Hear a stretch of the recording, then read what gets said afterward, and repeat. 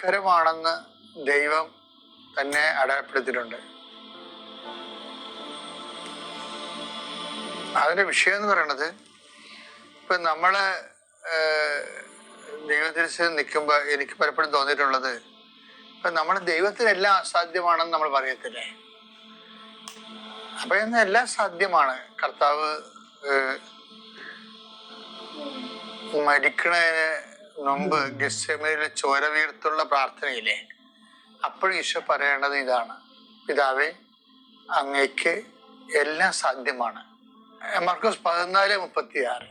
അവൻ പറഞ്ഞു ആബാ പിതാവേ, എല്ലാം അങ്ങേക്ക് സാധ്യം. പക്ഷെ എല്ലാം സാധ്യമാകുമ്പോഴും നമ്മളെപ്പോഴും മനസ്സിലാക്കേണ്ടത്, ദൈവത്തിന്റെ നീതിബോധം എല്ലാം ലളിതമാക്കണില്ല.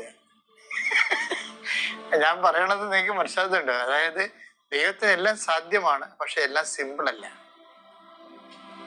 അതിന്റെ കാരണം എന്താ? ഇപ്പൊ മനുഷ്യന്റെ പാപത്തിന് പരിഹാരമായിട്ട് മനുഷ്യരുടെ പാപങ്ങൾ ഈശോ ഈ ഭൂമി വന്നപ്പോൾ എന്താ പറഞ്ഞത്?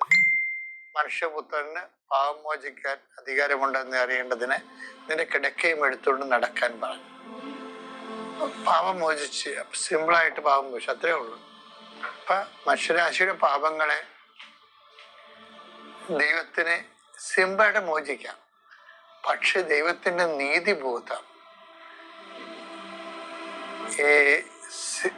എല്ലാം സാധ്യമായ ദൈവത്തിന് എല്ലാം സിമ്പിൾ ആകുന്നില്ല.